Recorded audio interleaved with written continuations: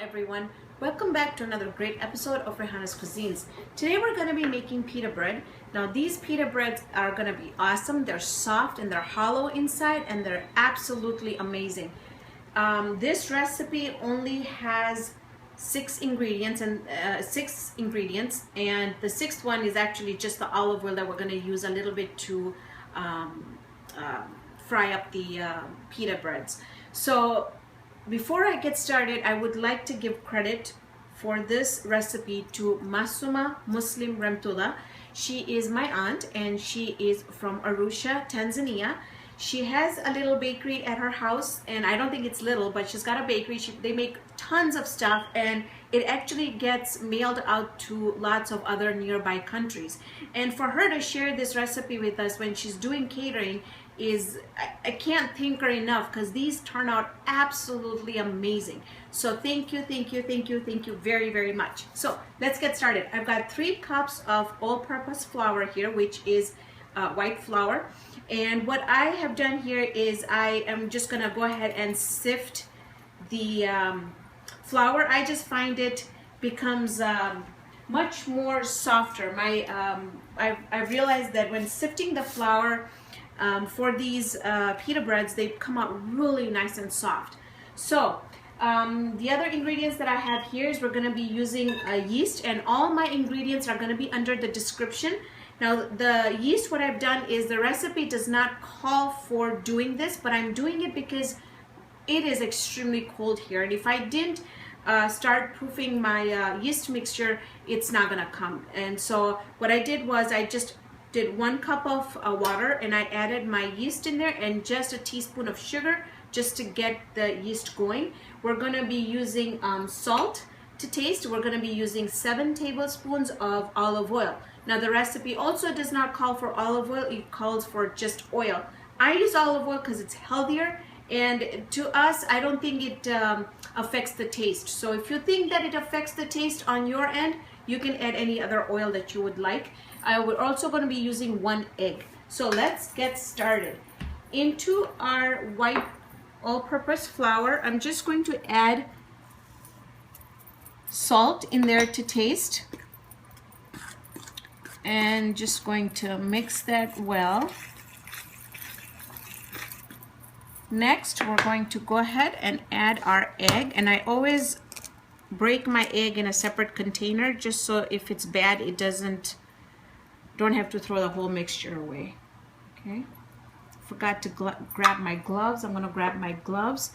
To this I'm going to go ahead and add my olive oil, and I'm just going to leave a couple drops for when we're going to be putting the dough in here for it to rise. Just going to quickly grab my gloves here. Okay,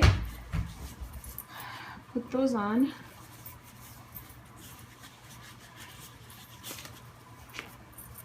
And just gonna start mixing the dough together.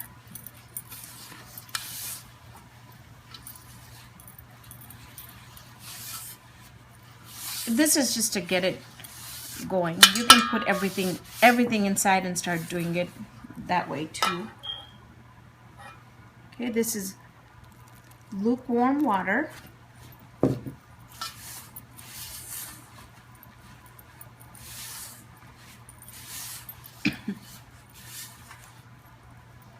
Now this goes really well with any sandwiches or anything like that. Actually, I'm going to be serving it with my butter chicken today because I'm making butter chicken for dinner. I have a video out there. It's an older video, but you can watch that video because my kids love that butter chicken. So you can see here that the dough is pretty sticky and it feels like it's not going to come together, but it will. You just want to knead it for about 2 minutes, and it's just going to come together and it's going to look really, really awesome. So you can see how the dough has come together.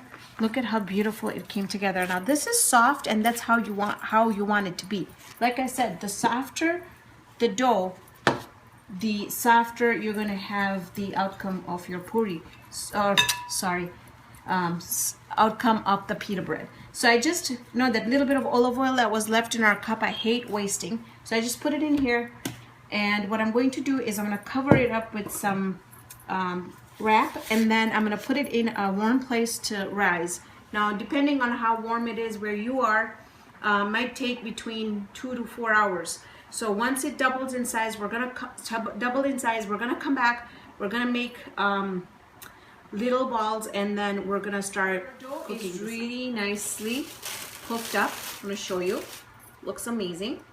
And I have one dough that I'm already working on here for my Gujarati video. So I'm going to just put this on the side, and we'll continue with this dough, which is the same thing. It's risen. And what you want to do is you want to make really little small packages like this, and you want to use some extra flour because it's really soft. And what you want to do is just make it into about a 6-inch diameter. And what I've done here is on my table I sprinkled some flour on it so it doesn't stick. And I'm gonna keep on making these little pita breads just like that. And I'm gonna put it on my table just like that. Now, by the time I get done with this, my first one will have risen just a little bit. And by making it rise the second time, you don't have to make it rise, like do everything on the side and make it rise, but you know, by the time you get to the last one, your first ones that you started doing will have had a little bit of time to rise. And that's what's gonna make sure that the pitas are gonna have a really big hollow in the middle. So I'm gonna continue getting pita breads here. And I want to show you exactly what I'm going to do. So these were the way that I had put them flat down. I'm just going to pick it up. The part that was down is going to go onto my heat. I'm going to quickly show you my heat here. It's about medium high. Now, we're going to wait until you're going to start seeing some bubbles on it.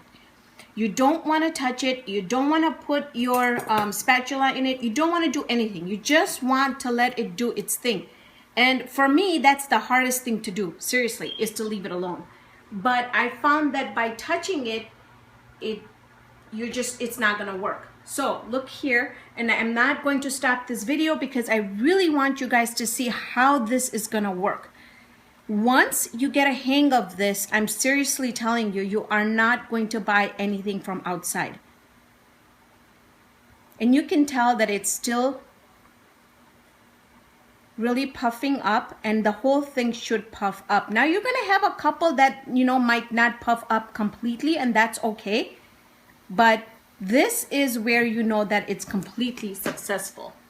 So we're just going to turn this around and then cook the other end. Now, while the other end is cooking, just want to show you here that you want to have a bowl with a towel inside, just like this, and then have another towel on top because you want to keep this really nice and warm. So I want to show you this one here. I know it's going to be hot, but I want to show you how hollow it is inside.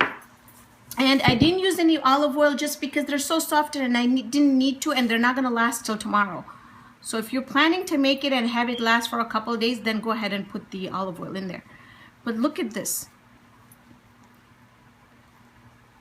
It's piping hot, but I really wanted to show you this one. Look at how beautiful and hollow that is. This is great for sandwiches, and you know, just like I said, we're gonna have this, not me, but the kids and my husband are gonna have this with the butter chicken. So just a quick note, if you guys have any garlic butter or anything, just top it off a little bit with garlic butter and it tastes amazing. So today we made pita breads at home. Thank you for joining me on this episode of Raihana's Cuisines. Hope you can join me here next time with another great video. And I forgot to do the taste test. And I can't tell you, this is why I don't buy pita bread outside. Amazing, amazing, amazing. So hopefully I'll see you here next time with another great video.